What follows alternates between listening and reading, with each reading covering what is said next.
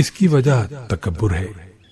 ہر کامیاب انسان اپنی کامیابی کو ذاتی اچیومنٹ سمجھتا ہے۔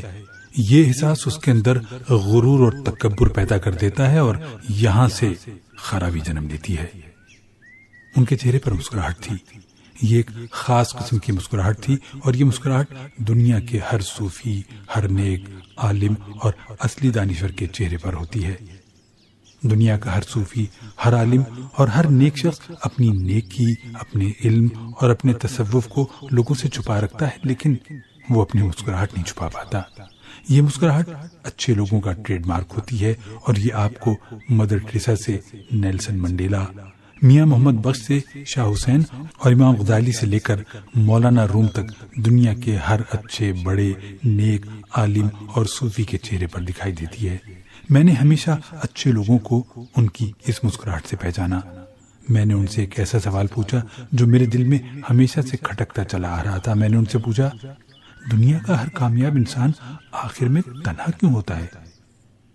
انہوں نے فوراً جواب دیا، اپنے تکبر اور غرور کی وجہ سے۔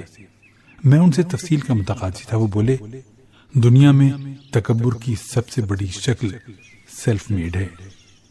میں نے حیرت سے ان کی طرف دیکھا۔ انہوں نے فرمایا، جب کوئی انسان اپنے آپ اور اپنی کامیابیوں کو سیلف میڈ کا نام دیتا ہے تو وہ نہ صرف اللہ تعالی، قدرت اور فطرت کی نفی کرتا ہے، بلکہ وہ ان تمام انسانوں کے احسانات اور مہربانیوں کو بھی رون ڈالتا ہے جنہوں نے اس کی کامیابی میں مرکزی کردار ادا کیا تھا، اور یہ دنیا کا بدترین تکبر ہوتا ہے۔ وہ رکے، چند لمحے سوچا اور اس کے بعد بولے، تم فرعون اور نمرود کو دیکھ لو۔ یہ دونوں انتہا درجے کے ذہین، فتین اور باصلاحیت حکمران تھے۔ فرعون نے نعشوں کو حنوط کرنے کا طریقہ ایجاد کیا تھا۔ اس نے ایک ایسی سیاہی بھی بنوائی تھی جو قیامت تک مدھم نہیں ہوتی۔ اس نے ایسے احرام بھی تیار کیے تھے جن کی حیت کو آج تک کی جدید سائنس نہیں سمجھ پائی۔ اس نے دنیا میں آپاشی کا پہلا نظام بھی بنایا تھا، اور فرعون کے دور میں مصر کے صحراؤں میں بھی کھیتی باڑی ہوتی تھی، لیکن یہ فرعون بعد ازاں عبرت کی نشانی بن گیا۔ کیوں؟ انہوں نے میری طرف دیکھا۔ میں نے فوراً عرض کیا، اپنے تکبر، اپنے غرور کی وجہ سے۔ انہوں نے اس بات میں سر ہلایا اور مسکرا کر بولے، ہاں، لیکن فرعون کا تکبر سیلف میڈ لوگوں کے غرور سے چھوٹا تھا۔ اس نے صرف اللہ کی نفی کی تھی۔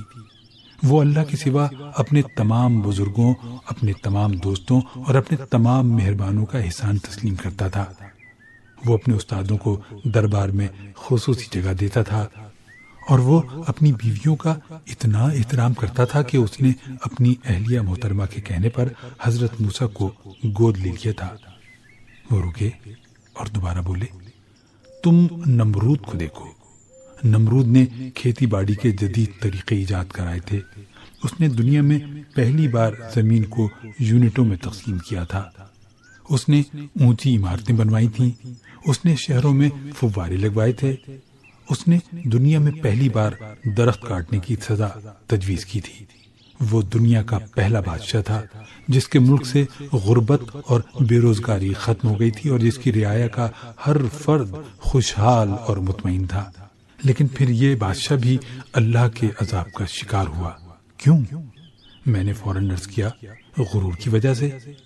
انہوں نے اس بات میں سر ہلایا اور بولے، ہاں، وہ اللہ کے وجود کی نفی کا مرتکب ہوا تھا اور یہ اس کا واحد جرم تھا، جبکہ عام زندگی میں وہ ایک اچھا انسان اور شاندار بادشاہ تھا۔ وہ مہمان نواز تھا۔ وہ شائستگی کو ہاتھ سے نہیں جانے دیتا تھا۔ اس نے اپنے دربار میں دنیا جہان کے عالم اور ماہرین جمع کر رکھے تھے۔ وہ بہادری اور شجاعت میں یکتا تھا۔ وہ اپنے دوست، احباب، ماں باپ اور عزیز رشتہ داروں کا بھی احترام کرتا تھا۔ وہ لوگوں کے احسانات اور مہربانیوں کو بھی یاد رکھتا تھا، لیکن اس نے اللہ کی ذات کی نفی کی، خود کو خدا کہہ بیٹھا اور اللہ کی پکڑ میں آ گیا۔ وہ رک گئے، چند لمحے سوچتے رہے اور اس کے بعد بولے، فرعون اور نمرود نے صرف اللہ کی ذات میں برابری کی تھی، جبکہ خود کو سیلف میڈ کہنے والا شخص نعوذ باللہ نہ صرف اس سے برتری کا دعویٰ کرتا ہے بلکہ وہ دنیا بھر کے ان لوگوں کے احسانات کو بھی فراموش کر دیتا ہے جنہوں نے اس کی کامیابی میں کلیدی کردار ادا کیا۔ چنانچہ یہ شخص فرعون اور نمرود کے مقابلے میں بھی کئی گنا بڑے غرور اور تکبر کا مظاہرہ کرتا ہے، لہذا یہ آخر میں اللہ کی پکڑ میں آ جاتا ہے اور اللہ تعالیٰ اس پر تنہائی کا عذاب نازل فرما دیتا ہے۔ وہ رکے، انہوں نے ایک لمبا سانس لیا اور دوبارہ بولے، انسان مجلسی جانور ہے، انسان کا محتاج ہے۔ ہم سب اپنے جیسے لوگوں میں بیٹھنا چاہتے ہیں، ان کے ساتھ گپ شپ کرنا چاہتے ہیں، ان کے ساتھ اپنے جذبات شیئر کرنا چاہتے ہیں۔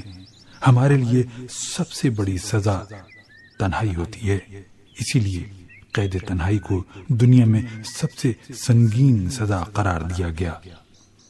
انسان بڑے سے بڑا عذاب برداشت کر جاتا ہے لیکن وہ تنہائی کی سزا نہیں بھگت سکتا۔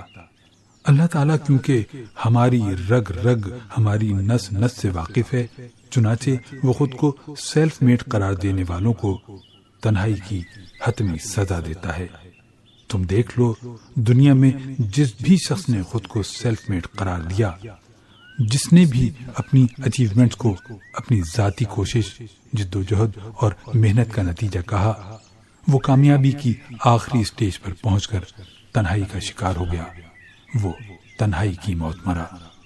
وہ خاموش ہو گئے۔ میں چند لمحے انہیں دیکھتا رہا۔ جب خاموشی کا وقفہ طویل ہو گیا تو میں نے عرض کیا، ہمیں سیلف میڈ کی بجائے کیا کہنا چاہیے؟ وہ فوراً بولے، اللہ میڈ۔ وہ چند لمحے مجھے دیکھتے رہے اور اس کے بعد بولے، کامیاب اور کامران لوگوں پر اللہ کا خصوصی کرم ہوتا ہے۔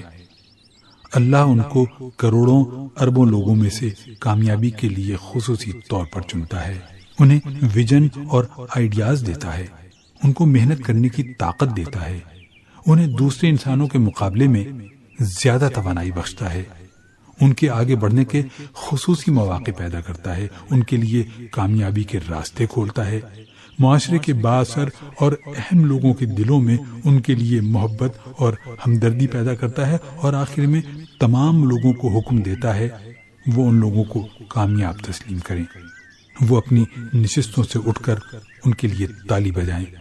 اگر یہ حقیقت ہے تو پھر یہ ساری کامیابی اللہ کی کامیابی نہ ہوئی، ہم لوگ اور ساری کامیابیاں اللہ میڈ نہ ہوئی۔ تم سوچو، تم بتاؤ۔ انہوں نے میری طرف دیکھا، میں نے اسباق میں سر ہلا دیا۔ وہ بولے، اور جب کوئی کامیاب شخص اپنی کامیابی کو اللہ کا کرم اور مہربانی قرار دیتا ہے تو اللہ تعالیٰ اس کے جواب میں اس کے گرد رونق لگا دیتا ہے، وہ لوگوں کے دلوں میں اس شخص کے لیے محبت ڈال دیتا ہے۔ یوں یہ شخص زندگی کی آخری سانس تک لوگوں کی محبت اور رونق سے لطف اٹھاتا رہتا ہے۔ اللہ اس کی زندگی پر تنہائی کا سایہ نہیں پڑنے دیتا۔ میں نے ان کی طرف دیکھا اور ڈرتے ڈرتے پوچھا، پھر انسان کی زندگی میں اس کی کوشش اور جد و جہد کا کیا مقام ہوا؟ انہوں نے غور سے میری طرف دیکھا اور بولے، ہماری کیا مجال ہے ہم اس کی اجازت کے بغیر محنت کر سکیں یا ہم اس کی مہربانی کے بغیر جد و جہد کر سکیں؟ ہم میں تو اتنی مجال نہیں کہ ہم اس کی رضامندی کے بغیر اس کا نام تک لے سکیں۔ پھر ہماری محنت، ہماری جد و جہد کی کیا حیثیت ہے؟ یہ سب اللہ کی مہربانی کا کھیل ہے، یہ سب اللہ میڈ ہے۔ ہم اور ہم سب کی کامیابیاں اللہ میڈ ہیں۔ خدا کے بندو، اللہ کے کریڈٹ کو تسلیم کرو تاکہ تمہاری زندگیاں تنہائیوں سے بچ سکیں، تم پر غم کا سایہ نہ پڑے۔ وہ رکے اور اس کے بعد زور دے کر بولے، یاد رکھو، زندگی میں کبھی خود کو سیلف میڈ نہ کہنا، ہمیشہ اپنے آپ کو اللہ میڈ سمجھنا۔ اللہ تم پر بڑا کرم کرے گا۔